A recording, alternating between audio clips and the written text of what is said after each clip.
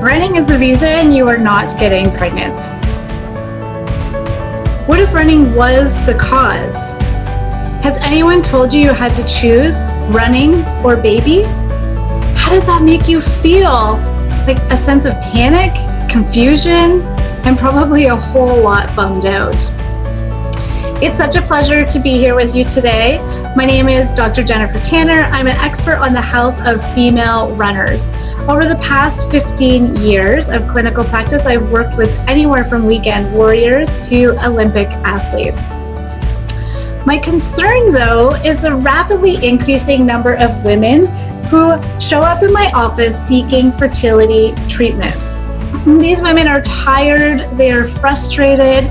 Many of them have seen their doctor for testing and have been told that there's nothing wrong. Well, why can't I have a baby then? Is what they ask me when they get to my door. In this regard, our system has failed us. It has not empowered women to take control of their bodies. In fact, it feels like times the control has been taken away.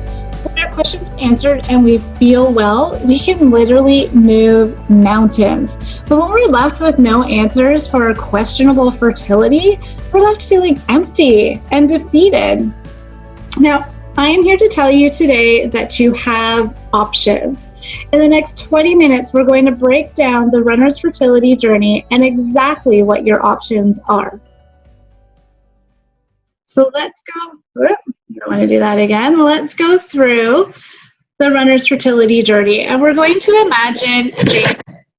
Jane is a 36-year-old Spartan runner and marathon runner. Now, if any of you haven't run Spartan or any of those like obstacle course races, you have to. It's so much fun. Anything basically where you're like running in the mud is totally fun. Anyways, Jane loves the weekend long runs with her Toronto running group. These are the people that they're just so great. They keep her motivated. And normally she like laughs and jokes with her fellow runners, but lately her mind has been elsewhere. For the last 6 months, her and her husband have been actively trying to have a baby. Every month on the 23rd, her period comes. And every month on the 23rd, her period goes.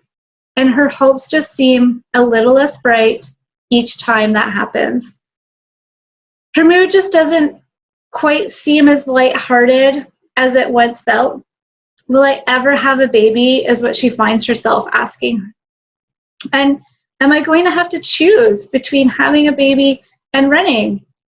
You know, with women who are getting older, it seems to be something that is on their mind quite a lot. At this point, Jane is starting to feel despair. Would she ever have the experience that she longed for? Now, runners are unique people. You don't have to give up your love for running. What you do need to understand is that the demands placed on your body are different than those of the average person. Therefore, your fertility treatment plans should be different too. Now, Jane met with her running group every week to train for her marathon. This is how you need to approach your fertility goals. Think of your fertility journey like a training schedule. You don't run a marathon without training. I mean, you could, but it probably wouldn't go very well. Now, creating a schedule for your runner's fertility journey will set the platform for your fertility success. A proper training protocol will give your body time to prepare to host a beautiful baby. You might ask yourself, what does this fertility journey look like? Well, let's go through it. I like to call it the ABCs of your fertility journey. This is the approach that we would take. This journey will start about 3 to 6 months before you even want to try conceiving. We'll start with an assessment. We'll break the cycle. We'll build your reserves. We'll cultivate balance. And now for some people who are running marathons, they may have specific deficiencies or certain conditions that would qualify for our boosters. Now, some of the boosters that we're often using for fertility would be IV vitamin therapy and B12 injections. These might be used to provide additional nutrients to support a quality anxiety levels, and replace deficient nutrients. Second, or let's go through these phases one by one. So in the first phase, this is our assessment phase. This is hugely important. In this phase, we are taking a deep dive into your health. We're screening for common conditions in runners, such as the female triad, fatigue, lack of periods, stress fractures, etc. So looking at this pyramid here, I mean, if there's a lack of period, you're not cycling, you're not ovulating, that can certainly have a huge impact on how you may or may not be getting pregnant. You know, and stress fractures with the female triad, people end up with low bone mineral density, and stress fractures tend to be one of the warning signs that that's what's happening. In-house, we provide access to our bioimpedance analysis testing. So this we use to monitor for overtraining. So a lot of people that are falling into that female triad are also training at quite intense levels. With this, we can monitor both our BMI. About 12% of women have body mass indexes that are considered too fit to conceive. So we usually consider this under a BMI of 18.5. And again, the BMI is one of our assessment tools. I don't use that solely to diagnose. We just use it to monitor. So throughout our progress, we can be monitoring that muscle engagement. We can be monitoring for signs of overtraining. Now, stay tuned. Because we are going to be offering a complimentary BIA to those who sign up for our Fatigue to 5K program. So watch out for that coming down the line. But women who exercise have been shown to have lower progesterone levels in the luteal phase. Now, this is very important when trying to conceive because this is the phase that follows ovulation, and it prepares the uterus lining for implantation. Low levels may contribute to multiple miscarriages. Even if your cycle appears to be relatively normal, our specialized hormone testing can shed light on hidden reasons that might be affecting your ability to conceive and carry. Now, stress can have a huge impact on our body overall, but elevated levels of the stress hormone cortisol can wreak havoc on many of our systems, including hormones. Therefore, I want you to ask yourself, how am I dealing with stress? Now, I know for myself that I think I'm dealing with stress pretty good. I mean, I'm a pretty even-keeled person. I don't get stressed out very easily, but then I'll get a migraine. And so that is my symptom. I'm not dealing with it as well as I thought I would. So all of our patients have access to functional medicine testing, including our comprehensive blood work, but also our unique hormone analysis. We use a test called the Dutch test, where it gives us an in-depth detail of the different types of estrogens and how they are interacting with those stress cortisol hormones. Our optimal lab reference ranges for athletic women are different than the general public, so I always like to see people's blood work that has been drawn elsewhere as well, because again, you might not be falling into that optimal reference range. It's important to have somebody review your labs who understands your needs. For example, I see iron all the time where it doesn't get flagged and the levels are well below the recommended values. In our third stage, we are going to break the cycle. So if hormones are off, it's important to break that cycle to get them back on track. And one of the techniques we use to do this is a detox. So many hormonal pathways are dependent on your liver. You can help break abnormal patterns by starting with a detox. I like to think of this phase as spring cleaning. So if you think of your house, and if you have all these like boxes packed up in your house, it's like totally full, and then you're trying to add more boxes in. It doesn't work very well. You're like jamming it in. It's all crowded. It's kind of like a traffic jam. Like, who wants to be stuck on the DVP traffic at any time, really?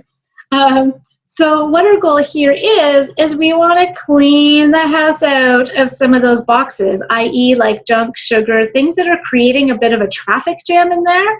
And if we take a moment to clean the house, you will now have room to add back in quality products. Also, your body will be more receptive to the nutrients that you're consuming, and you'll be able to absorb and utilize those more adequately. In our next phase, we're looking at building up our reserves. Now, think of your nutrition protocols are designed with your needs, and they're going to help maintain your running demands and prepare your body to grow a baby.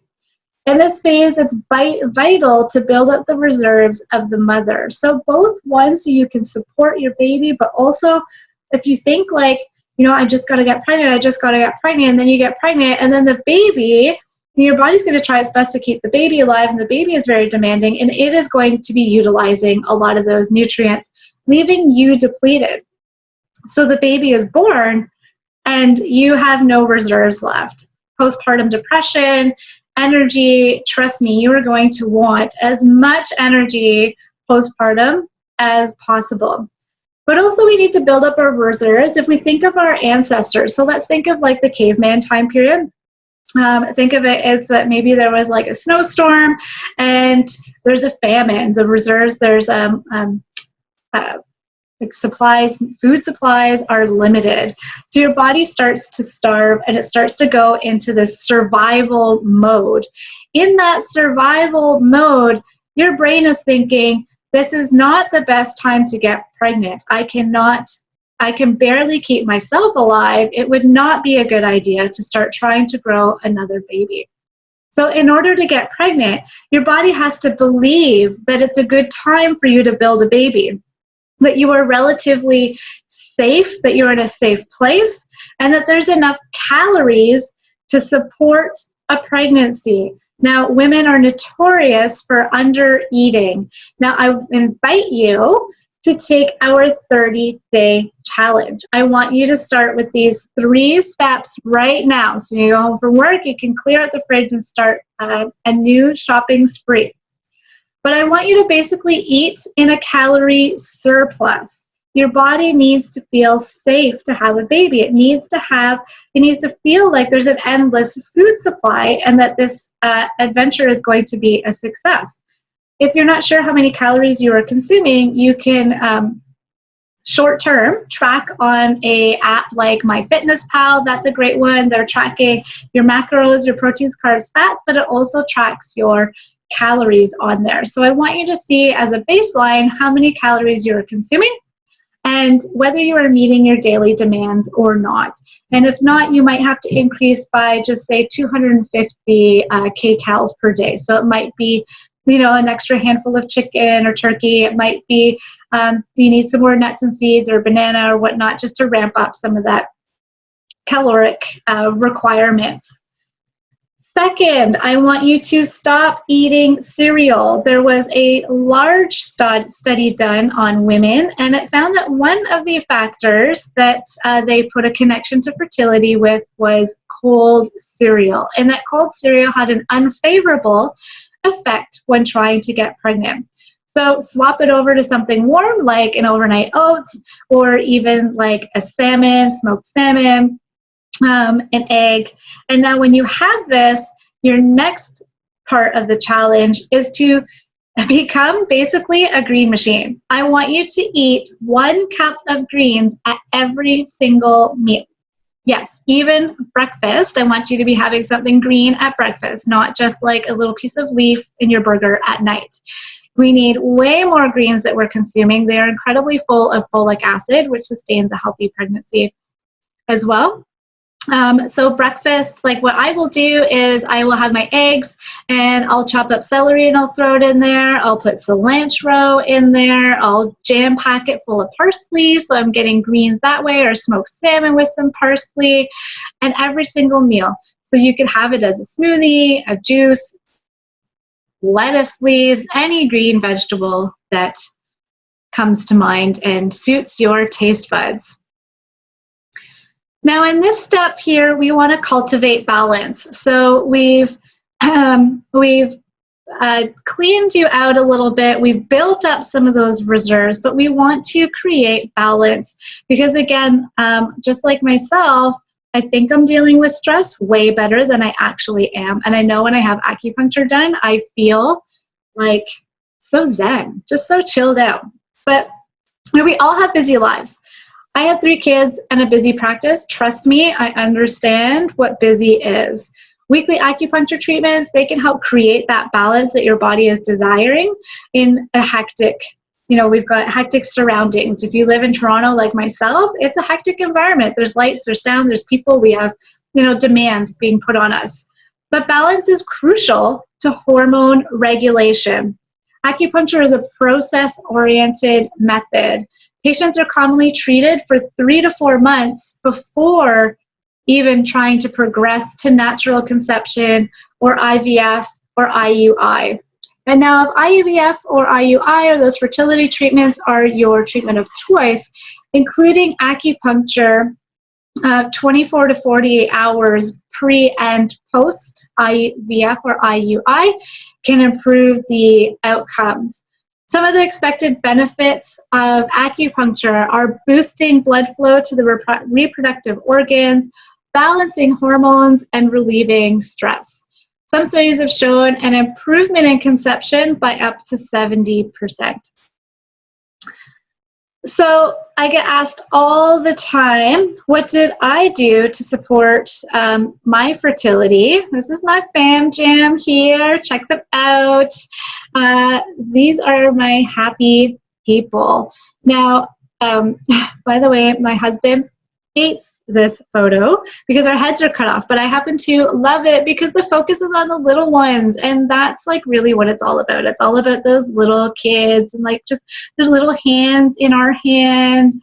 I just love it. But anyways, people often ask me if I was in their situation, what would I do? Well, I did it all. I did all 3 of my deliveries were precipitous, which means fast. So I have a long history of fitness, which I attribute to my pregnancies being uneventful. And when I say uneventful, like no morning sickness, no pain or discomfort, that sort of thing.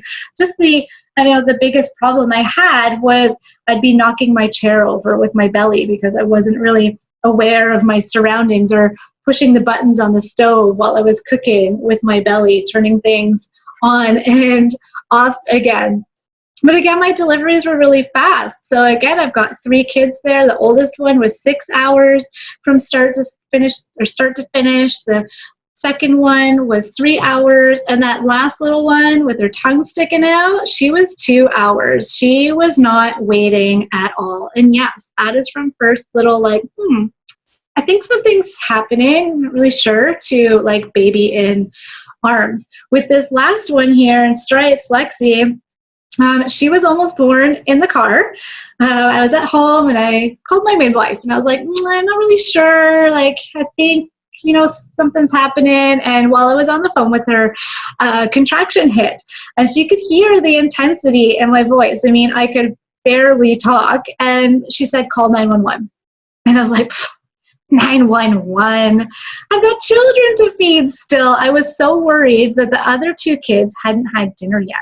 So I stopped and I quickly ran downstairs and made a pot of spaghetti before my husband was like, okay, I'm rushing you off to the hospital now. And we got to the hospital and he basically dumped me in the emergency waiting room. And that's when things got intense. And I started to sweat and I thought, oh gosh, please don't let me have this baby right here in front of all of these people, all of the people that are sitting there waiting for emergency help. Oh my gosh, I'm sweating, I'm squeezing my legs together, thinking, please, not now. That was the longest 2 minutes ever. Because my husband finally finished parking, illegally, I'm sure, and sprinted me down the hallway with a wicked speed wobble going on in the wheelchair. I didn't care. We just needed to get to the room. The midwife had called ahead and designated a room. She said, go to 423. It's perfect. We're up in the elevator. We hop into room 423. And that's when Lexi was like, enough, I'm out of here. So she was getting out of her cushy swimming pool. My husband saw the head and he started screaming, like, way to stay cool, Dad. But basically, there was no doctor, there was no wife, there was no nurse. Our midwife jokes it took longer to do the paperwork than to actually have the delivery. Everybody got there after the fact. Was my situation normal? Maybe not the like sprinting down the hallway and always being so quite precipitous like that, but symptom-free pregnancies and quick deliveries can happen when your body is in harmony. And that's when I realized that I needed to be helping others. I wholeheartedly love my 3 rambunctious kids. It is now my mission to maintain an active lifestyle that includes my children and educate women on their options and help them have this experience as well. Now, I know you might be thinking, but how do I fit all this in? I believe that there are answers. Once I started prioritizing my life, fitting in what was important, it became easier. And I believe that there's a better integrative healthcare system for us.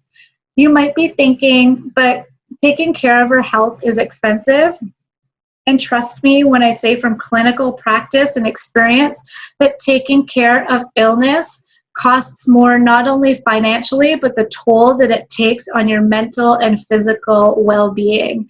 It is way more cost effective to prevent and take measures now than it is after the fact. I believe that my active lifestyle played a role in my fertility and childbirth. Was I just lucky? Maybe, but I wasn't about to cross my fingers and just hope everything went smooth. Now, I ate clean, whole foods, and plant-based meals. I read about epigenetics, which basically talks about what you do now has an impact on your unborn child. I took high-quality supplements to benefit both myself and my baby. I went for walks in the valley. I went for bike rides along the boardwalk. I hit the gym. I didn't have any pain, but I still saw supportive professionals such as registered massage therapists, and I saw chiropractors to ensure that my hips and joints could move freely during childbirth. Because when that little Lexi was like, I'm coming out, I needed to be able to move to let her do her thing. And I had really incredibly quick deliveries. Now, there's only so much we can control when it comes to conception and delivery, but we can choose to make healthy changes to our diet and lifestyle. As somebody who has been in your shoes, I'm here to help you make that change today. I will be your biggest cheerleader to cross that finish line. I love that lady in the background there. She's like, on a scale of 1 to 10, you are a 26. Like, yes, like that's the lady I want on my team. And this is what you need to be doing to help improve your birth experience. I want to be part of that team. How does this sound? Do you have some action steps to take home today? Yes. Great. So you are going to get started on your 30-day fertility challenge by 1, eating more calories, 2, swapping out the cereals, and 3, eating 1 cup of greens at every single meal. Now, I've had this really great conversation today about fertility, and I gave you some really key things that you can get started on. But I think that most of us will probably be in agreement that having a baby is going to require way more than just a 30-day challenge. So back to that original question, can I still run? I don't want those who are bettering their health by running to stop. If you really want to give your body the best fighting chance, you are going to want to work with a qualified practitioner. I invite you to work with me. Listen, I do things a little bit differently, but maybe different is exactly what your body needs. Thinking back to the beginning again, you are in control. You have more options than you may realize. I took action before I had a problem.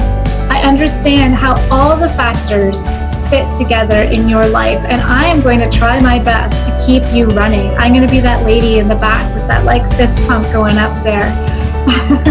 In most cases, Running will benefit your health and odds of conceiving. I want to give you an opportunity to get more value from your health. So it has been so fun hanging out with you. I would love to hang out some more.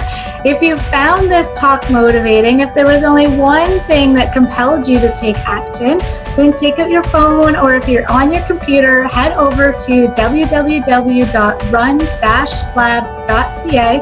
That's www.run-lab.ca to book your complimentary discovery call now. I am in multiple clinics in Toronto, and in some cases people may qualify for virtual consults as well. But again, I want you to go over to run-lab.ca, book that complimentary discovery call. For those of you that are going to get a head start on that 30-day challenge, I will see you in a month.